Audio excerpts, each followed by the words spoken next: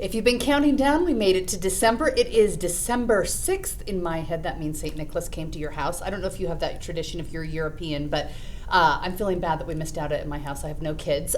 Maura Carabello from the Exoro group is here. And joining us, Rob Axson from the Utah chair of the GOP party. Whew, feels like a Friday. Thanks for being here, both of you. Yeah, it's nice to be here on this foggy, I think we're the worst air quality Saturday in the world. Eve. It's kind of bad right now. You can taste it. Yeah, it's better than a couple days ago.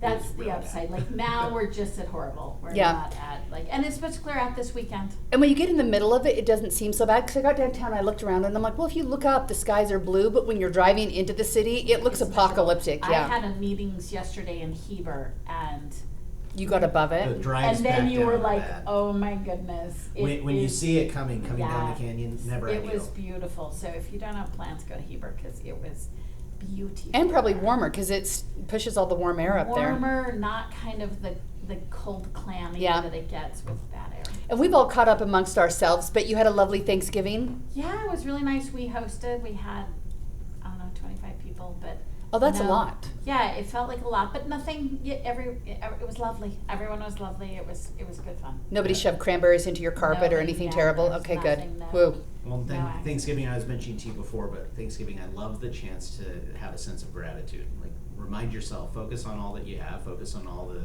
the blessings that this country, that this neighborhood, this state, our families provide us, and I think it sets you up for the Christmas season a little bit better, to be in the right mindset. Oh, for sure. My family has the tradition that when you sit down to Thanksgiving, you sit down and say what you're thankful for going around the table. And I'm like, oh, I love that. And I was in charge this year, and I think I was so stressed about making sure everything was perfect, I didn't let everyone do their thankful thing, and now I feel bad. Well, So sorry about that, everyone. Christmas dinner tradition. What were you thankful for? Yes. It is hard when you are the one doing the main prep, like the not fun prep. Yeah, I'm not good at it. My mom usually does it, but she's directing a play right now, and so she decided she didn't want to be the mom this year. So being a mom myself, I decided to. Though, right? Yeah, it was great. Still going on right now. So she's being an overachiever, so I tried to be backup mom. What's so the play that she's doing Christmas Carol for West Jordan City Community Theater. So it's fun. It's a good way to start the season. And I went and saw a lot of plays over Christmas. If you haven't been to Hill Center for a while, they're doing Beauty and the Beast, and it knocked my socks off. Really? I was like, whoa, it's amazing. We took our kids to it, and they loved it. It Yeah. was really good. Yeah, it's a the right feast for place the to eyes, do it the ears, because they everything. do such a good 360 of all your sensory. The costumes, the set, the everything. I'm like, are we in Utah right now? Yeah, it's good stuff. And Heidi brought me a birthday treat today. So Yay! thank you. It's Maura's Thank birthday. you. Are you doing something fun for your birthday? My birthday's Sunday, and we have a grandkid that turns 2 on Saturday. So apparently, Now you share? a bigger deal than me. A little bit. So I am going to a 2-year-old birthday party on Sunday. Happily though, Awesome. I have reached an age in which I can that's fun. where I can share the stage with a 2-year-old. So we're gonna have a little family gathering, but it's really for Noah, not for Awesome. me. Well, happy birthday, Noah, and happy thanks. birthday to you. That'll be fun. Well, this is all more fun than what we're going to talk about because, as usual, there's something to talk about every week. Locally and nationally, there's a ton going on. I feel like this is usually the rest period where things kind of get quiet after the election, but there's a lot going on, and I don't know if it's just because we're paying such close attention or what, but I feel like the drama in the nation's capital is super high right now. Maybe we don't pay as much attention to cabinet picks as we usually do with Trump and putting on the show, so there's a lot to talk about there. And we're getting ready for the legislative session here in Utah. So Governor Cox laid out his budget proposal this week. He's calling it Where We've Been and Where We're Going. He wants to make sure that Utah senior citizens keep some of their Social Security checks. Utah is only one of 9 states that taxes on a state level. Now, nationally, they've been taxing since the 80s when they tried to save Social Security. It was part of the savings plan. But Utah is one of a few states who just sticks it to you and says, give me some of that money back. He wants to get rid of that plan. He says that he'll be able to cover that if the legislature agrees with $165 million that was set aside for the sales tax on food they were hoping to get rid of, but we all know that got killed off the ballot, and a bunch of other stuff. So I want to go over those each. He wants to reduce the income tax. He says he's open to a little more. Higher education, he says somebody needs to chop up the stupid degrees like underwater basket weaving, and he's ready to put a full court press on nuclear power. Rob, when you listen to what his goals are, sometimes it's a wish list, kind of like when your kids give you the Santa wish list. What seems like the biggest wish list thing to you, and what sounds like, okay, this is something the party and people I'm talking to can really get behind? Well, first off, I think the timing is really appropriate and really appreciative for folks to be able to engage over the next couple of weeks before the legislative session. Obviously, on the state level, it's the same as our federal level, where the funding powers are not held by the executive. So Governor Cox, he doesn't get to fund the budget. He doesn't get to decide how things are being spent by and large. He gets to set out his priorities, and then the legislature needs to engage with him, and ultimately they'll put forward a budget that he'll get to decide to vote for or veto or whatever it may be. It is a bold list of priorities that he's laid out, especially some of this, I can't remember, is it Project or Operation Gigawatt, but yeah, this effort that he and the legislature and the state is engaged in, trying to really double up the energy production here in the state, all types of energy, as well as that willingness to explore and look at nuclear and really some of these new technologies. And you think about it, Utah is very well positioned, not only from our traditional carbon and coal and oil and gas and everything else, but a lot of the rare earth minerals and a lot of the opportunity for solar and wind, and really everything from those traditional carbons to every new technology in the energy space. Utah can be a player in, and so I'm grateful on that one that Governor Cox and the legislature is looking at ways for us to continue to lead on that. Was there anything that stood out to you? You know, what stood out is how in concert it was with legislative priorities. So if you ever have if any of us ever ask a legislator what they think of the governor's budget, not a governor, any governor's budget, they will tell you a variety of stories about throwing it in the trash and how they're the keepers We're in charge of the funds and not. So I think it appears as though the Cox administration has done a good job presenting a budget with shared goals. Yep. And so I wouldn't say that he's following the legislature, but I would say it clearly has some call and response to Yep. what we've already heard from legislative priorities. And yet what's nice is the governor still puts his language and twist on it. And he's got a nice leadership voice. So I think he might provide some leadership, but I was struck how in concert it is with many, and in many ways, I and this is a credit statement, I didn't find it that exciting. Like it was sort of like, okay, yeah, that's sort It's of to be expected. very It's what we've been talking about. good Yeah. working agenda stuff. Social Security feels like a miss on Utah's part. So a lot of it feels like, yeah, I am not a proponent of incremental income tax. I think we're incrementalism when it comes to decreasing taxes often gets you nothing, and investment with a good return gets you something, and a big tax cut gets you something, and I'm a little tired of our incremental approach. So I wouldn't be a big fan of the decreasing. I think that it's becoming a political tag more than it is actually good economic policy. I think we're going to fall short on some measures we need for growth because of incremental tax cuts. But that being the only thing that I sort of had any consternation about, I will say I like his language about higher education a little bit more, because one of the things that the House and Senate are previewing is that they do, it sounds to me like they do want to go into the curriculum. And I really believe that if you're going to purport a small government policy, that it's absolutely the prerogative of the governor and the legislature to say, hey, listen, higher ed, you're too bloated, you need to cut. But let the institution make the cuts. Otherwise, the legislators start to think that they're the experts in everything, and that's when bad policy is made. So the governor stayed a little step short of being directed like I feel like the legislature is about to be directed. And I too think Operation Gigawatt, I hope he jumps in on it. Small cell reactors are the only thing we see coming on the horizon for durable energy. Renewables totally excite me. I think the marketplace wants renewables, but they're intermittent. And you they have don't to, cover that base you load. have They don't to- create the security you need. They're just intermittent, like that's the source. And so you have to have both. This is a more productive conversation. We've been a little punitive the last couple of years, so I like that Operation Gigawatt has a pretty comprehensive point of view. Yeah, and if you really sit down and start learning about it, I tried a couple years ago to look at energy policy, and I think we all think of Chernobyl or meltdowns and all these terrible things. But when I look specifically at Utah, we have a lot of open land that you could probably put it on, and we're already taking in the waste from so many others that, would equal what we're dealing with if we were to bring nuclear into the state too, and we're burying it in our West Desert. So why not be part of the system who's actually using the energy instead of taking other people's trash and putting it in our ground? And nuclear is not nuclear anymore. Like, I am not for large scale. But these small cell reactors, which have not been commercially brought to front, although UAMPS in Utah took this concept further than anyone else has in the United States. They didn't quite meet the subscription rate, but the technology proved it out. And then we have this amazing partner in the National Lab in Idaho. And because of the really good scientific work that the National Lab in Idaho has done, it makes small cell reactor really feasible for the Intermountain West. And the fact that policymakers are willing to go out there, because this would be a new technology done in this format. Yep. So it does need government support. Even if you're a market-driven person, new technologies need leadership to get it to the citizens. So I'm excited about small cell, although I don't know that we are at the point where we're going to apply it to the market anytime soon. Yeah, but the effort and the motivation and the focus that they're putting in is invaluable.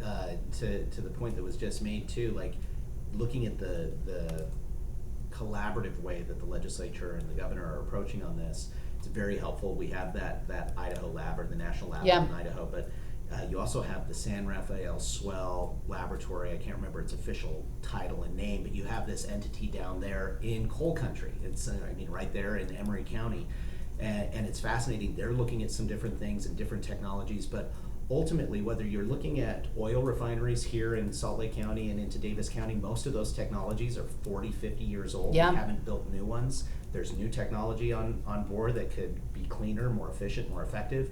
Same thing with nuclear. And it's just to our country and our state's benefit if we continue to look at the new technologies, apply new technologies, and really maximize what Utah has to offer on answering the question of energy independence here in this country. Yeah, we have to figure out how to deal with the growth. The legislature has declared this the year of energy on the Hill. Oh, so it's not like the year of the lion or the rabbit. It's They the should energy. go with Yeah. that. They should go. They should go with that, and then they should tell us what the characteristics are. But they have declared it, so I'm sure this won't be our last. And I mean, we're still feeling a little punitive. We're still taking shots at some large single utility companies here. So I think it's going to be a really interesting session. And energy will be interesting too, because John Curtis, who obviously has been serving in the House, I think you have a bigger platform, a bigger voice, obviously, when you're in the Senate. Energy's been a big one for him, so I think that seeing that connection on a national level might be helpful as well. Well, and to that point, if I can add, Heidi, you have Senator Lee has been on the Energy and Natural Resources Committee for his entire time. And he's in chairing office. it now. He now will begin chairing that come January. So this is a huge opportunity for Utah.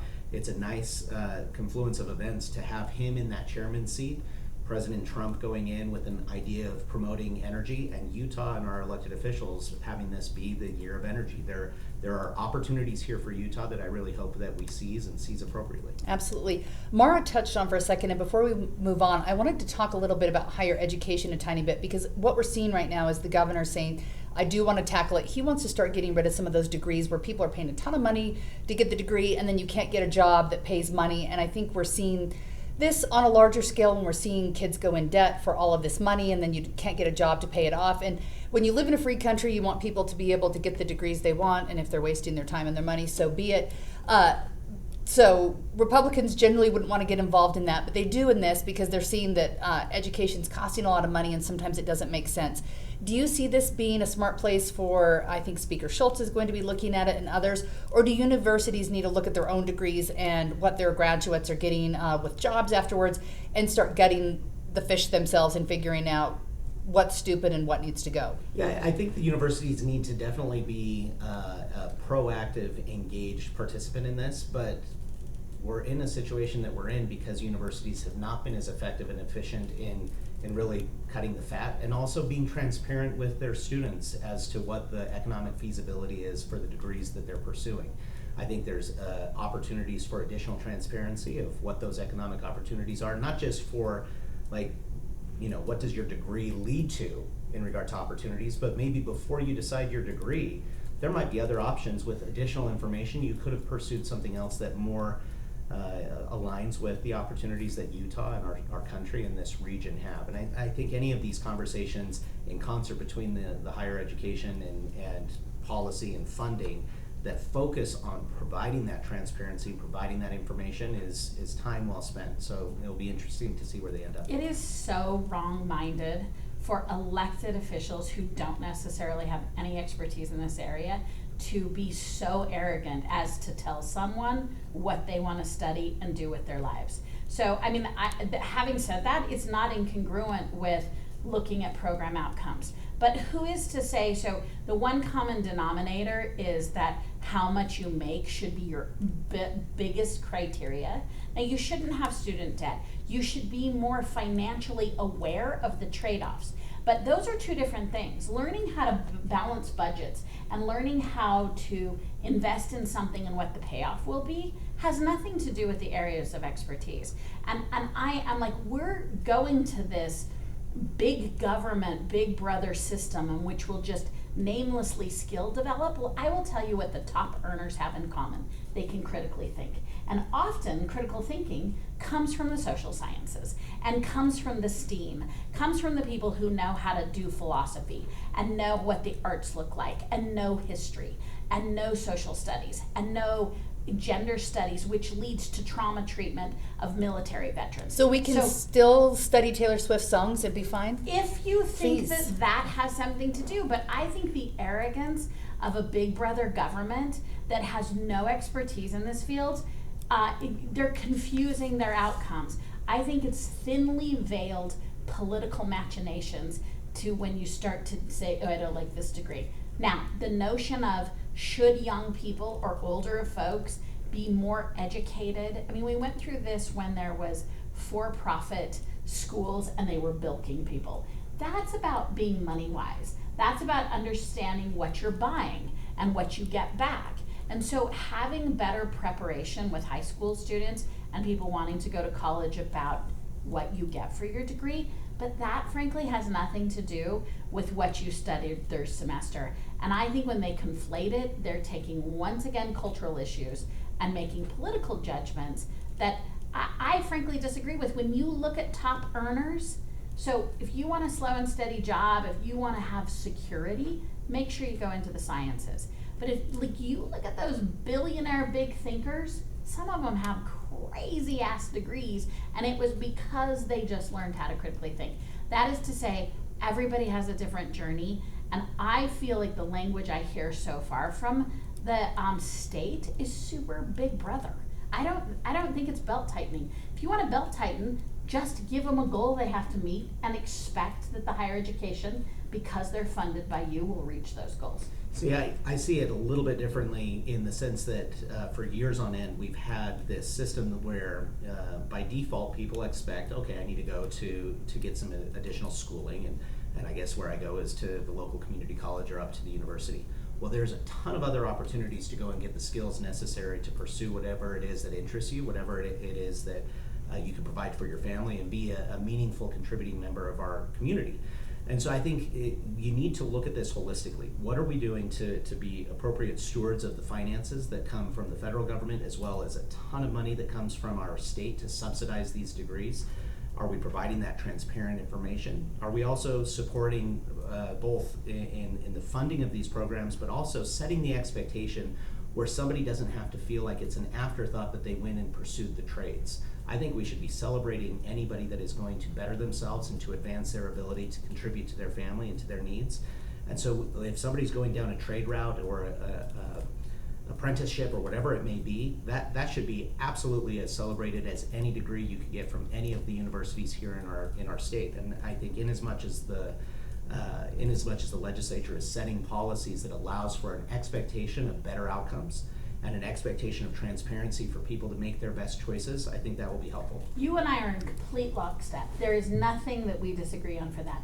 But nothing in there requires the legislature to dictate individual classes. I don't Nothing in think they there need to necessarily requires the legislature to opine upon the proverbial basket weaving class or not. So I completely agree. Alternatives to a 4-year degree, skills building, apprenticeship programs, trainings, being a part of the arts and the crafts and the trade unions. Those are such interesting, responsible careers, and we need to do a better job mapping to different kinds of brains, different kinds of learnings, different kinds of careers. None of that requires the legislature to have an opinion about a specific curriculum offered. The place where I think that they do, not only is it appropriate for them to have an opinion, but they have an obligation to have an opinion, is the fact that we substantially subsidize the cost of that. And it would be one thing if we as a state were substantially subsidizing the cost. I was a graduate of the University of Utah, so let's just take that as an example of the degrees of students going to the University of Utah.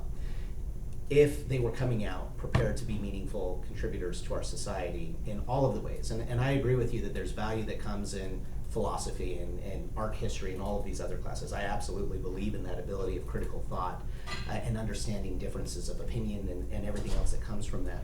But what we have in this country right now is states, Utah in this example, is subsidizing that cost, and yet we are still graduating students who are also encumbered with substantial amounts of federal education aid. And I think that's incredibly difficult when we've subsidized the cost of the education.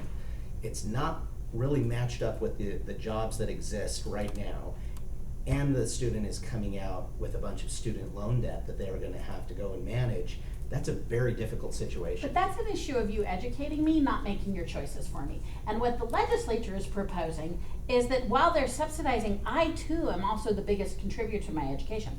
So again, I agree, we have a student debt ratio problem. Who has the biggest problem is kids who went to school and didn't graduate. What we do know is if you graduate, you actually have secured your economics pretty well. But student debt's still too high, and the amount of people in Utah, particularly women, who don't get their degree, so therefore all they have is the debt related.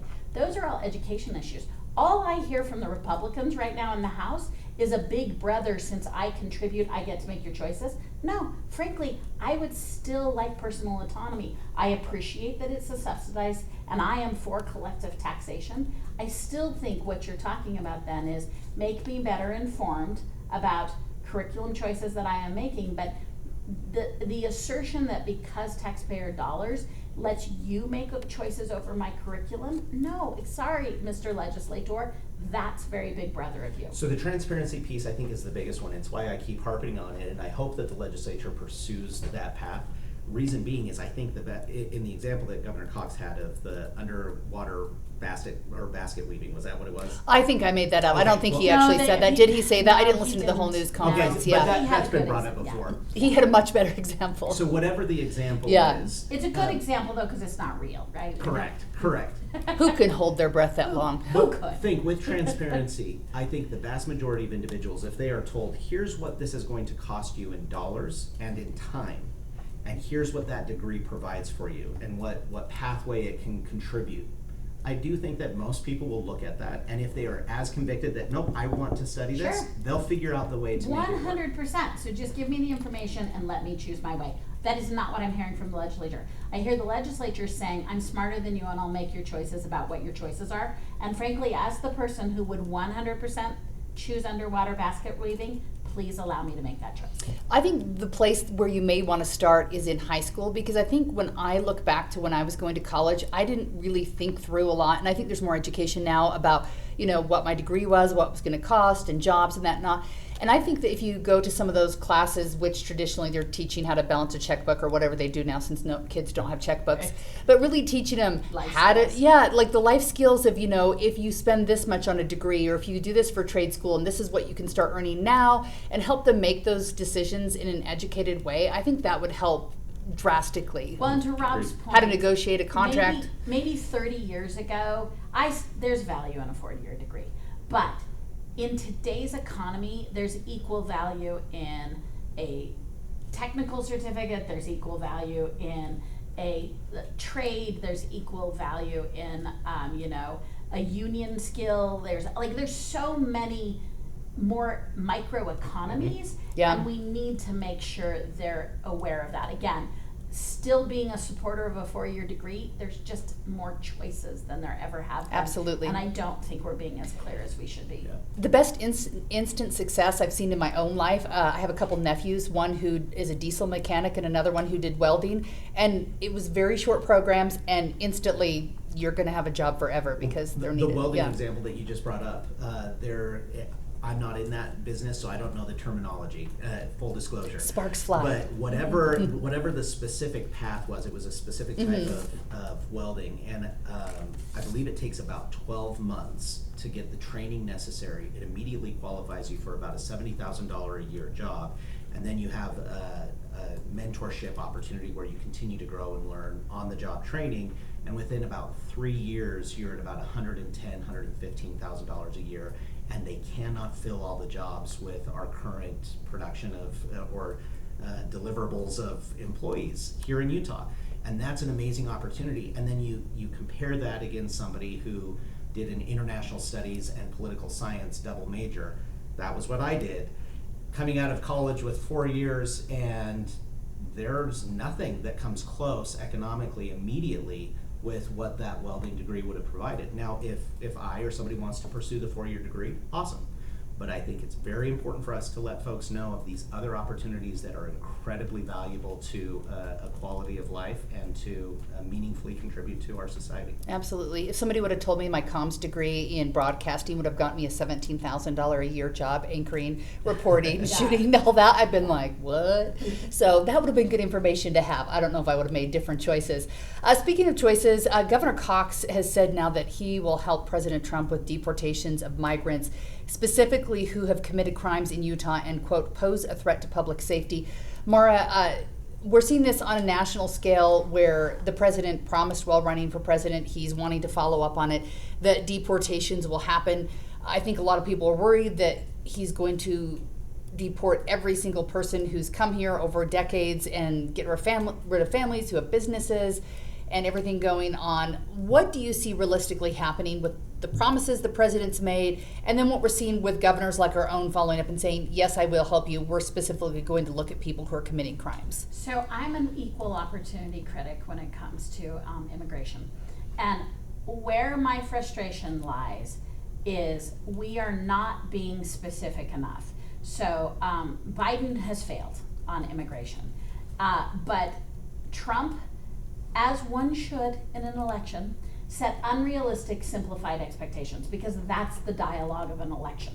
So now we're at the point where we take these unrealistic headlines, which dial it in. Everyone puts out there. So we need to get real. And my problem right now is none of this is based in anything real. And the challenge, we have a lot of different levels of immigration. So I'm going to stay focused on the one that the governor's talking about, which is this criminal element, right? Now, yeah. There is just a migration challenge. There's a paperwork. 99.9% of our problem is, what do you say we get a system that allows migrants and immigrants and refugees to come in and be productive and be documented? It's a novel idea. That's most of the problem. But let's stick with this very small problem of a criminal element. The one factor we're leaving out is by far the most criminal element are civil detainees. So we're setting our law enforcement officials up, particularly those who work jails, which are the sheriff's department. We're setting our law enforcement facilities up to be expected that they have civil detainees, and we can't comply with the ICE regulations on civil detainees. So it's completely unfair because it's not tethered in reality. So there are 40 beds for civil detainees that Utah, Idaho, and Montana share. So this political rhetoric has no relationship to the problem. So I say, well done, Republicans, for using political rhetoric on immigration that I disagree with, but who cares, to win. So now we function in reality. How many civil detainment is white-collar crime. Now, then we're talking about the ever-present vernacular of the Republicans, where there's the horrible Venezuelan drug lord who killed and raped his way through the country. Those are criminal. They're on a different track. Nobody wants them. But this notion that we'll crack down, that's really good. But could we stop the headlines and start talking about, what are we talking about? Are we talking about civil detainment? Are we talking about criminal detainment? How are we going to identify those? How are you in a meaningful way, beyond the rhetoric, beyond the I'm gonna shut down the border and build a wall, which is just not interesting because it's not feasible. So, hats off to the race. Like, I have no, campaigns are campaigns, but it is time for, I found this presumptive. I will tell you, I'm hearing that Salt Lake County is about to jump in with their version of an attaboy, so I think that this is both a Utah Republican and a Democratic position. Salt Lake County is in the sheriff's office? No, I think the county council, that's Okay. the rumor I'm hearing. This is officially under the category of rumor. But, so I'm not actually, I think it's an everybody thing, but the difference maker. So we have failed at immigration policy for 3 and 4 presidents. And the difference maker is when we all decide that it's not something we're gonna win political points on, and that it's in fact sort of a very practical, streamlined government, make it work. So I was a little frustrated that I felt like this was a political position, and what I would like to see are some specific policies that actually could take care of what is perceived as problems. So I agree that over the last number of years, we've seen failures on our southern border specifically, but immigration generally under multiple administrations.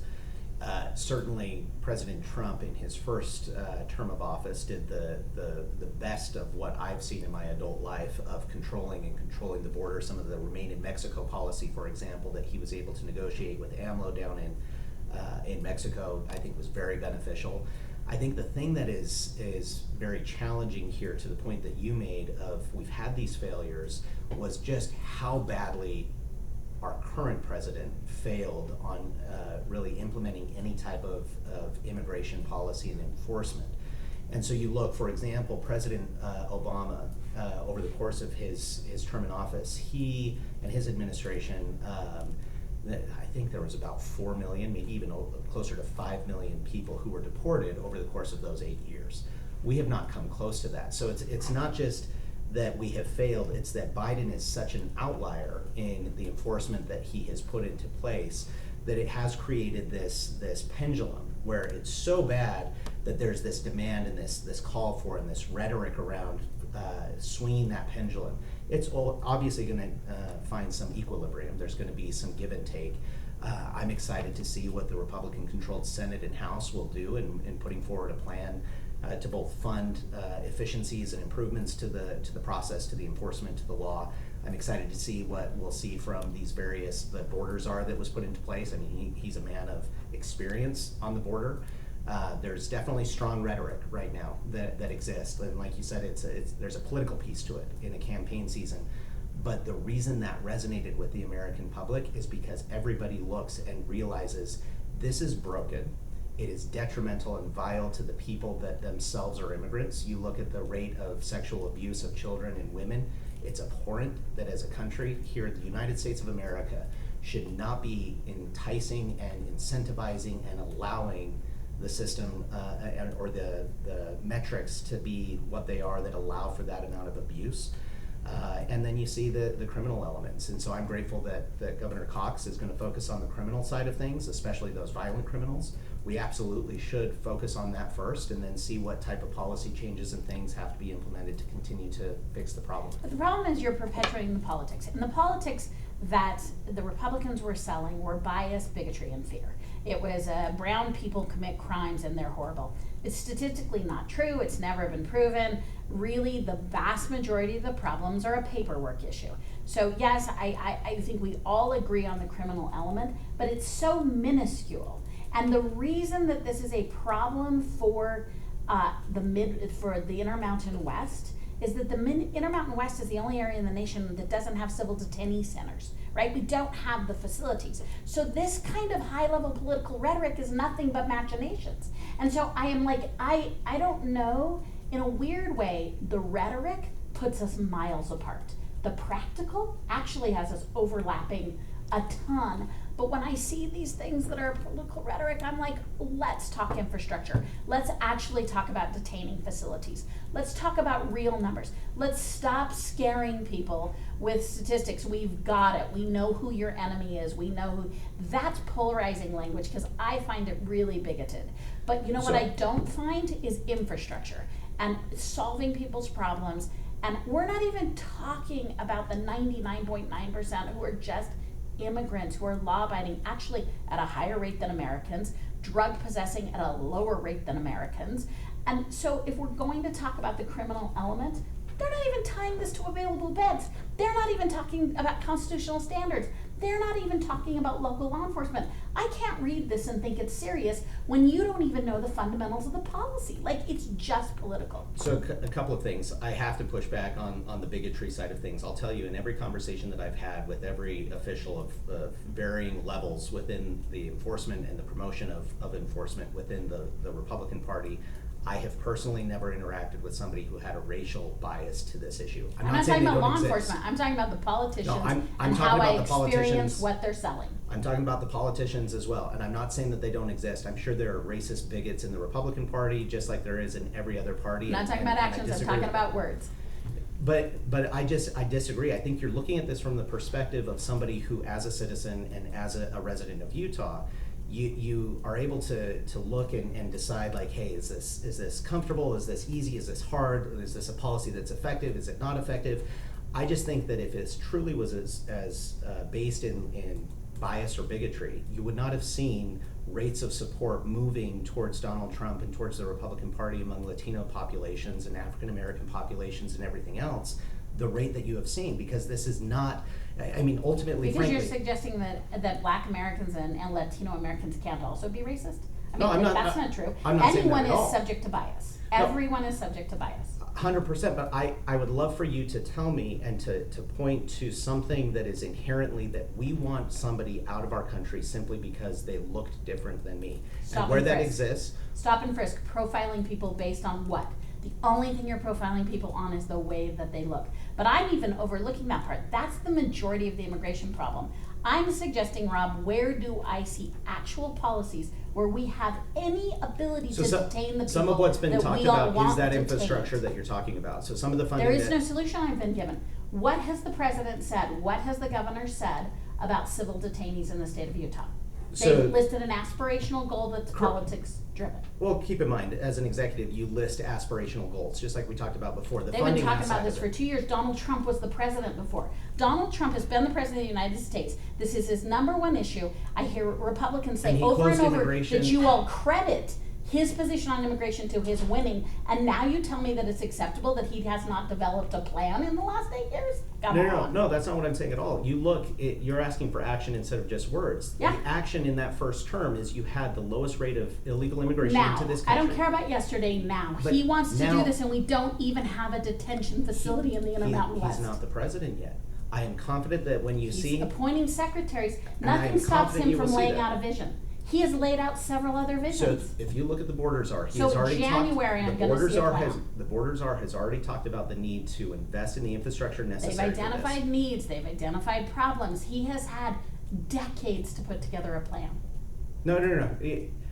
President Trump only got involved in this whole rigmarole of running for office, 8 years ago, 9 years ago. So he hasn't had enough time to formulate a plan. Well, again, look at the very end of his presidency. Let's give him credit and also, hold him accountable for when he was in office. You and I have different metrics of credit. I just think it's inexcusable that this president is still speaking of rhetoric and not speaking of plans. I mean, I think what we need at this point is what we keep talking about is Congress to act, because we saw that the executive orders really moved the needle, I think, when President Trump was in office. President Biden, first day, moved the needle in the opposite direction, and I'm hoping that pendulum swing was enough that it created enough of a wave that people are willing to sit down and talk about it. Because I think until the last presidential election, not the one we just went through, but when we saw President Biden running on the primary stage, it was the first time in my adult life that I ever remembered the talk of open borders and not securing the border and not trying to figure it out, where Democrats had given up on the idea of trying to figure out what are the rules if you illegally cross the border. Is there a fine? How do we fix it? What's the court system? How do you come in legally?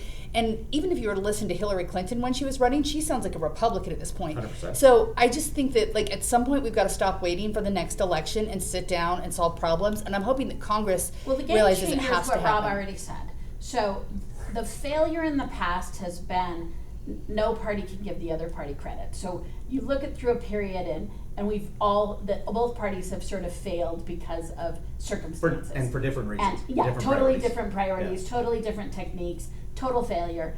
But now that, and I'm not putting this totally on, but now that the three elements are held by the same party, one would think hopefully, because the politics is a little less hot, like you're not giving up politics, that is the reason to get serious about policy. And I would have an expectation that because while the Republicans hold the House and Senate, it's highly divided, I think if the Republicans do it right, there's also an expectation that the majority of Democrats get behind this issue too. I don't know about the majority, but you definitely are going to get some. You look at the mayor of New York City, you look at Senator Fetterman of Pennsylvania, you already have a number of Democrats who are indicating that, yeah, this is unsustainable. What we currently have is not workable, and I think that creates a massive and wonderful opportunity. I am confident that the action that you're wanting to see, you might not agree with all of the actions specifically. For sure I won't. But the desire for truth action test is I think let's get a plan. You will see action from this president, I believe, before the end of January, probably before the end of his first or second day as president following his inauguration. You will begin to see immediate action. I'm confident that as quickly as the Senate can confirm the necessary appointees, you will see action within these various agencies. And then we can debate the action itself, but I don't think we will be lacking for action on addressing this issue. This is the core of probably three core issues that decided this election cycle. This was one of those. The American public is demanding and expecting a change to the status quo, and this includes vulnerable populations in inner cities and border communities with people of all walks of life and every ethnic representation. Americans do not want to see the status quo. And as it pertains to criminals, let's address one thing that I wanted to bring up on that real quickly. We, of course, have criminals who are American citizens, right? But they're ours to deal with. They were born here, they are citizens, they're here legally. We have to figure out how to navigate that. That's something that as communities, as citizens, I think we can realize that's a challenge that we can expect, that it's something that we have to navigate.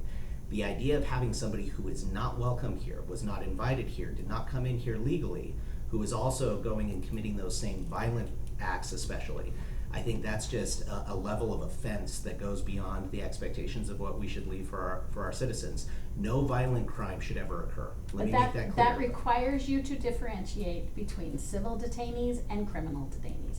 And I will tell you, I have never spoken to anyone who does not want to punish criminals regardless of what your country of birth is. The last 4 years, we use that as an excuse to not do anything. Non-violent. Nonetheless, it's a differentiator, and if you aren't serious enough to see the difference between civil detainees and criminal detainees, then you're just using rhetoric to talk about people you don't like. I think you will see the action there's that nobody looks at the that difference. disagrees that criminals of any kind, for any reason, particularly violent criminals, there's just nobody who's for that. They might not be for it, but their inaction over the last 4 years from this administration and from blue cities and blue Democrats and blue states has left the American populace vulnerable, and we are already... Statistically not. Statistically, if you are a woman in Utah, who you should pay attention to is a white male. Those are apples to oranges comparisons. But we're talking about who you should be worried about and who the critical elements are. You can't say just because I'm more likely to get harmed this way, I shouldn't worry about this way. I'm saying if you're doing a threat assessment, let me just give you a heads up on who you should be worried about. So right now, the threat assessment, though, as a country, under this administration... But I'm talking about Utah. The question is Utah. Even here in Utah, the threat assessment has been that we have not devoted enough time and attention to addressing this issue that we should and must, and I think that our citizens expect us to address. We have to address other elements of domestic abuse We've or got to all of walk those and things. chew gum. But, who's committing the majority of the crimes in Utah are Utahns. Switching Sure, gears a I little agree. bit, one person I think that is probably disappointed that nothing happened is when Senator Romney was running, like many others, he promised he was going to take care of the immigration system. He talked a lot about E-Verify. He gave his speech saying goodbye to the U.S. Senate this week, finishing out his 6-year term. Maura, what does he leave behind when he looks at legacy? Do you think he accomplished some big things? Do you think he's probably leaving thinking, darn, I thought I could push the needle more than I could? Yeah, I think he said really well sort of his disappointment with the system itself at that moment in time. I think he probably has more regrets than I would from my position. I do think in the long-term view of history, we will find him to be a better and better statesman upon his review. The fact that he was one of the few people that continues to map to his own North Star and did not map to rhetoric and party over what he felt like his conscience would tell him, I think those will stand the test of time for him. I think his body of leadership and his name of recognition, once he's out of, he lived as an elected in the Senate in one of the most rhetoric-driven times, regardless of who they all do. All of our sitting folks are navigating that and navigating social media. And I think we will find that history is very generous with Mitt Romney. Do you think that he was his own worst enemy in some regards? I sometimes look back at this speech he originally gave, where he spoke out, really going hard against President Trump when he decided to run and speaking about Trump University and everything else. And he came out where he had a stance that he was going to be anything but Trump, anti-Trump, that he built himself into this box that he always had to live with, where he could never like mend that fence or figure out how to move forward? Or was that really not an issue for him? I think that hurt his political strategy at the moment, and that's where history will reward him for having integrity. So I think he was willing to give up politics of the moment for what he felt like was long term. And so I think there was an undue and hypocritical criticism of him and his decision making, not what he did. It's fair to always criticize the choices that our elected officials make. But in terms of process, I think that the history will write him as a really true statesman. I think what he did there in doing long form, sometimes convoluted, sometimes contradictory thinking, which is what good critical thinking is. I think he gave up the politic of the moment. I think he gave up the headline. So I think history will reward him in a way that I don't think his term of office necessarily rewarded him. Rob, I noticed, so when I posted on social media the other day what time his farewell speech was, it was just an innocuous tweet. I tweet lots of news, and I was surprised by the sheer amount of nasty comments who were just happy for him to eat rocks and die afterwards. Do you feel like that's just the social media echo chamber, or were people frustrated with him in the Republican Party? Because he won overwhelmingly when he was voted into office. I think there's absolutely frustration in the Republican Party. There's absolutely frustration broadly, but at the same time, the social media I find to be a toxic cesspool. Yes. I'm just not one who loves social media. I think the algorithm is meant to create engagement, so it always has to be salacious. It always has to, or salacious. It always has to be coming at you in something that gets you frustrated because you stay and you engage with it longer. I don't like that personally. So you always have to take with a grain of salt the angry thing that's being said throughout there. There's also, we have internationally some countries that hate us, and they have very interesting ways of going onto social media and having individuals that look like they're real individuals and a real Utah that you follow it through. The FBI has reports on this, as do other national security enterprises. They'll look at this. A lot of these originate from China. A lot of these originate from Russia. A lot of these originate from other places, and they're just trying to sow discontent. So again, I don't like social media. That doesn't mean that there isn't legitimate gripes that people have. And to the point that was made, I think we have this interesting time these last handful of years. In Washington, D.C., Congress has moved away from their, what they refer to as regular order. And they've done that over about the last 20 years.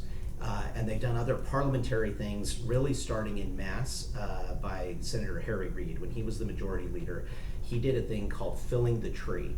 And that's where you take parliamentarily and you control the floor. And so there's no debate, there's no dialogue. You really remove and rob the ability of most senators to engage in the process. That's been happening for almost 20 years. It's been a long time. Happening for about 20 years. Prior to Senator Reid, it had happened in the total history of our country, I can't remember, something like 10 times. And then Harry Reid had done it hundreds of times. And it continued on. Republicans are guilty of it too. But over the last 20 years, you've moved away from regular order, you've had all of these games, and then especially the last 10 years, you've overlapped on top of that social media. I think we are in this place of contention that we haven't quite come to an equilibrium yet as a country to figure out how to have respectful dialogue that still is passionate, where you don't water down what you believe, but you have it based off of facts and logic, and you're trying to persuade, and all of these things. We're not there yet. I'm sorry, a 4-letter word in a very clever little rhyming way with a meme attached to it is not persuasion. It's funny, and at times we're all guilty of like laughing at it and maybe even sharing it with a friend and giggling, but it's not persuasion. And I would love for us to see more persuasion, because that's where I believe, personally, my bias here, I believe that conservative principles win when you have persuasive arguments based off of fact and logic. A little lightning around here. Blake Moore yesterday posted some pictures with Vivek Ramaswamy and Elon Musk, who were making the rounds for DOGE. It still sounds funny saying that out loud. Yeah. Department of Government Efficiency. He is going to be co-chairing the caucus. How much of this is a political wish list that big cuts are going to be made or they can accomplish something? Or are you seeing enough traction that maybe this new government sidebar is going to do stuff? I'm a huge cynic to this. I think it is hilariously ironic that the government efficiency section needs 2 people and not 1. Having said that, if you're going to do it, all the better to have a smart member of Congress from Utah to do it. If we have a chance, it's going to be high quality people like Moore, maybe giving them a chance. The expectations that are laid out are completely untethered to anyone understanding government, but that's what shake-up and disruption looks like. So if we can pair untethered people to smart people like Congressman Moore, all the better. So I am a huge cynic on the DOGE, but I love that Moore is there, and I hope he can guide them to something productive. I'm a huge fan. You're a big DOGE fan? Big fan. Vivek Ramaswamy, brilliant individual. He's one of the smartest people that I have met. It's clear. I mean, so you've met him? I've met him a number of times and seen him speak a number of times in intimate settings. He really is as smart as he comes across. Sometimes that can be a little intimidating or condescending. It can come across that way. But in this role, he's going to be brilliant. And I think it's going to be to the long-term benefit of the Republican Party. I think Vivek is going to continue to grow as an individual, and he'll be a force for good, kind of building out our bench as a party for many years to come. Elon Musk, obviously one of those individuals that don't come around in history all that often. We have a handful of times in a century where you get people like this, who's just, he sees the world differently. He approaches it differently. And I think what drugs do for you. Hey, whatever he's got going on, I think we're going to benefit for it. My grandmother, she had one of those phrases, I'm sure you've heard it, like you shoot for the stars and you land in the moon, or you shoot for the moon and you land in the stars, or I think it was the moon and you land in the stars. Right. So here's the thing, they're shooting for $2 trillion to cut from the federal Which we don't budget. have to cut, so. Hey, but like I said, Why you tether it to shoot for reality? the moon and you land in the stars. If they shoot for $2 trillion and they only cut $600 billion, I'm grateful for the $600 billion that they're going to cut. We absolutely need to cut spending. We need to create efficiencies within the government. Our federal government is way too inefficient, and I agree. I think it's beneficial for us to have great members of Congress, including Congressman Moore, engaged on that, looking for ways that they can be efficient, that they can create a better path forward. Ultimately, all of our Pentagon officials for the last, 10 years have been saying our number one threat to national security and our long-term stability is the national debt. This is as catastrophic potentially if we do not get this figured out over these next few years as just about anything that I think we're facing as a country. Yeah, it's scary when you look at it. Speaking of the Pentagon, the cabinet show is happening, which I don't remember watching it so closely before, and maybe it's because Trump wasn't in charge of spreading the splash and excitement. But we've been watching that play out. Yesterday, Senator Mike Lee, who I've been trying to get an interview with, he sat down with Benny Johnson instead of myself, so I'm very disappointed in that. And he was talking about Pete Hegseth and his nomination. and he implored his colleagues to confirm him and says ultimately he believes he will. Rob, do you see Hegseth going through, or does Trump need to cut his losses where he is because it's too much of a distraction and move on like he did from Matt Gaetz and just pick someone else? Washington, D.C. is broken. So if we're basing what we're expecting off of what we've seen over the last 10, 15, 20 years, well then yeah, maybe these things seem like they're coming out of left field, but it hasn't been working all that great. So trying something a little bit different with a different cast of characters, I'm excited about. I'm excited about the Kash Patels. I'm excited about these individuals who are boldly willing to come in and put their reputation and their experience and their expertise on the line. I look forward to seeing that process. Now, that being said, the process requires all of these sit-down meetings. All of these senators and senators-elect right now are going through individual sit-down meetings with all of these appointees. So they're having these substantive conversations and dialogue. They're bringing up issues. In the case of Senator Lee, I'm confident he's bringing up issues that are, and Senator Curtis would be doing the same, they're bringing up issues that are specific to the state of Utah. Things that they care about, other pet projects or things that they would be looking at. Senator Lee, obviously, as an attorney, he would be looking at legal questions that he wants to have answered. You're then going to move to that committee process, and it's important to have that play out. I think there will be a couple of candidates, because it happens in every administration, that as you go through it, you realize they're not the right person for the job, they're not ready for prime time. There might be some changes. We've already seen a couple of changes here and there of people who were appointed and then removed their name from consideration.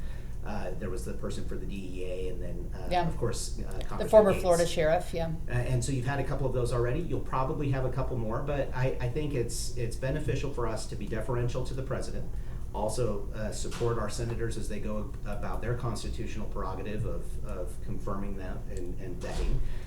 And then we need to also give them the ability to be successful. Even when your preferred candidate doesn't win the presidency, I think we're at our best as a country when we're still praying for and hoping for the best outcome.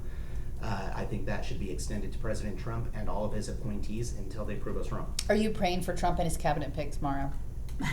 I would challenge you to Rob, and invite you to. Rob, I accepted Trump as my president, which is not what the courtesy was afforded to Biden. So I agree that Americans live by democracy, so I don't have any problems with that. One of my things, though, is I do get to criticize, and I would encourage every senator in the United States to not defer to the president, and in fact, exercise the balance of powers that they have been afforded them.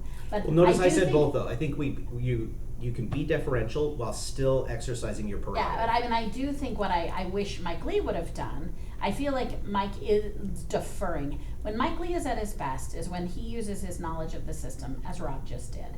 He would have been well served to just remind us of the roles.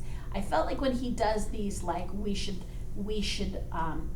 do this, he's unintentionally putting himself open to looking like a lackey. I couch it like that because I think when he does things like this, I'm like, oh, you just feel like a lackey for Trump. And I don't think that's when senators are at their best. So no, I didn't appreciate his statement. I thought it was an opportunity missed to be a historian of the process that Mike Lee can be. Instead, he just sort of very much carried the executive branch's water. I do think that this appointment will head into bumps. You're seeing Trump himself soften on it, which is totally normal, right? This happens with so that's not exceptional. I think we're usually just not paying as much attention. Well, no, it's usually you don't have a reality faster. TV show star who, it's a little bit fun, fun, though, as right? I dislike Trump is a reality TV star. Like, dude knows what he's doing here in terms of getting attention. And so, like, he has made this Wheel of Fortune fun. And so, like, absolutely we're paying more attention. He's pushing the system faster, which is fun to watch and has more attention to it. So he is so capable of creating modern media buzz, and that's why we're all paying attention. And hey, anybody paying attention to civics is always a good thing, but I do think I would just really, Mike Lee is at his best when he's not a lackey. All right, we'll see what happens there. And I just have to share, just with my personal experience working You've worked with him, for Senator Lee for so long, I'll tell you, and I can appreciate if you feel like in that moment there wasn't the necessary background and experience and expertise that he was providing. I'll tell you, he probably only came up with that statement after having personally met with Hegseth. I mean, I have never seen Senator Lee cut corners. Literally in the 13 years I worked for him, there was never a time where I saw him cut corners on doing the due diligence and doing the work necessary. He maybe could have done a better job of To articulating be clear, that. he wasn't answering his own vote. He was answering what he thought the Senate should do. So Got that's it. where I was like, oh, don't do that. Like his own vote, he is considering. It was a really generic. Plus, like, let's not overdo it. It was a podcast, and so I'm sure he was just like having a in chit the chat. moment. Yeah. But I will just say, Mike Lee does really well when he sort of gives us process. When you get the constitutional lawyer in him out. I like it. I'm looking forward to those committee hearings with him involved, both Department of Interior, he'll be chairing those committee hearings, but then also as a member of the Judiciary Committee, you'll see a lot of these various positions go through there.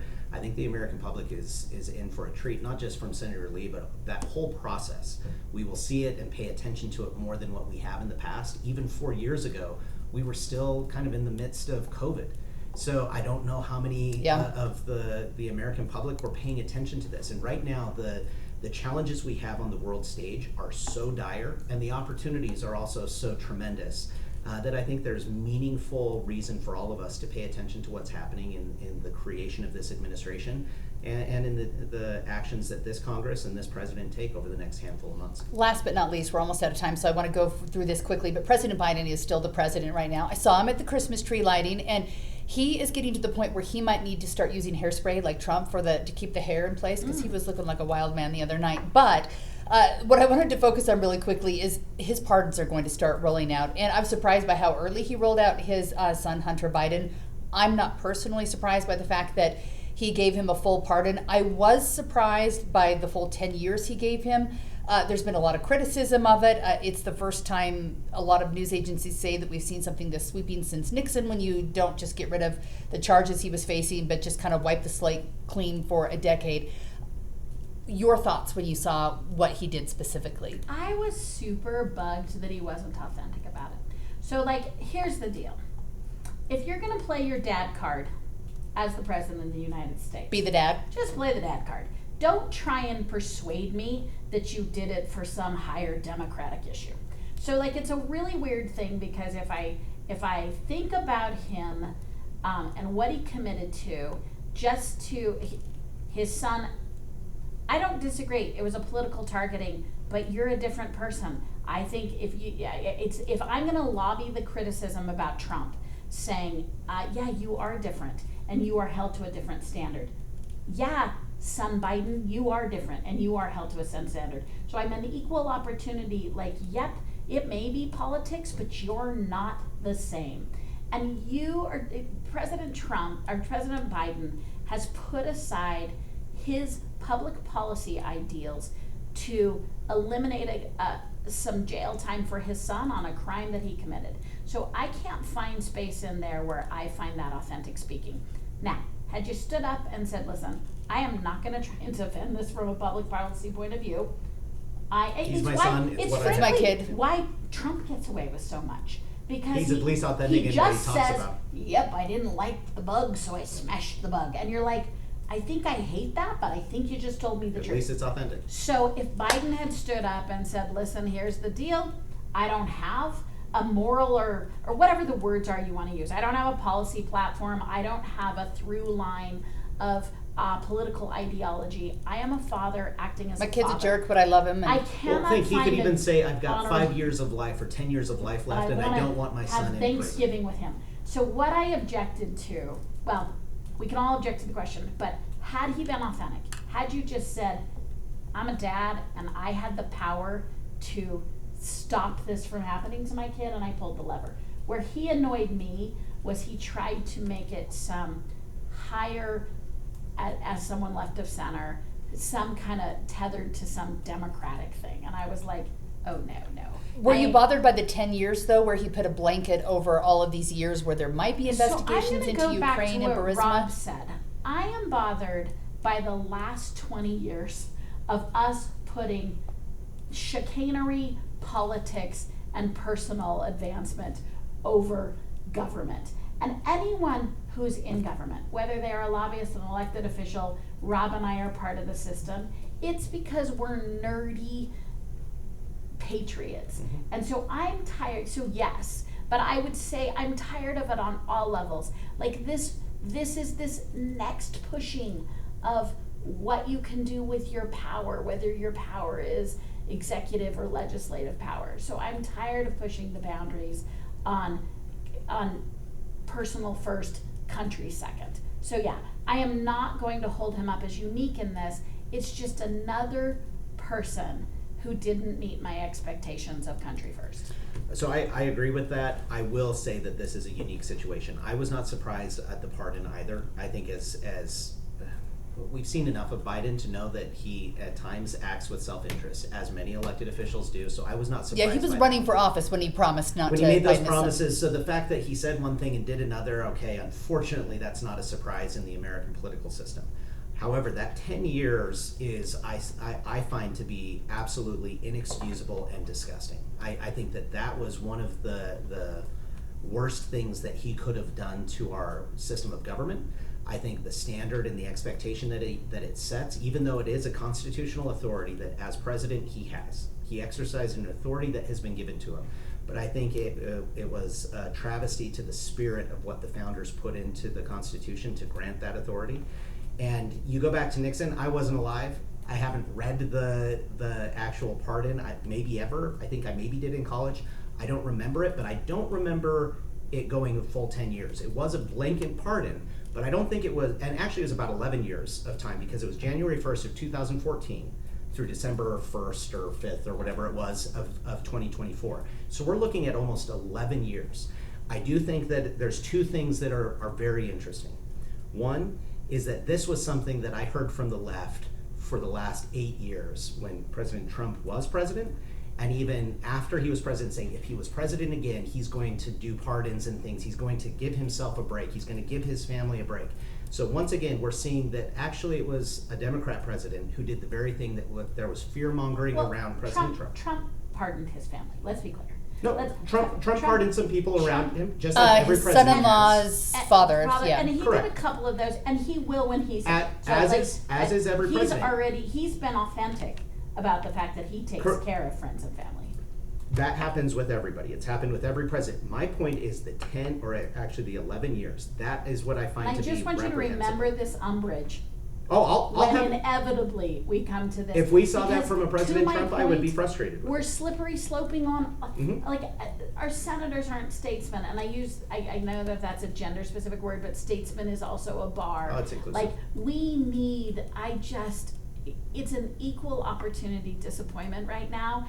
And Biden was the one who did it in this one, it. and I think that this is one just like when Harry Reid removed the process of confirming judges. You can't put that cat back in the bag. You move it from you can. It's very difficult to. If you we know choose that. to, and Yeah. I just am super bummed that nobody chose to.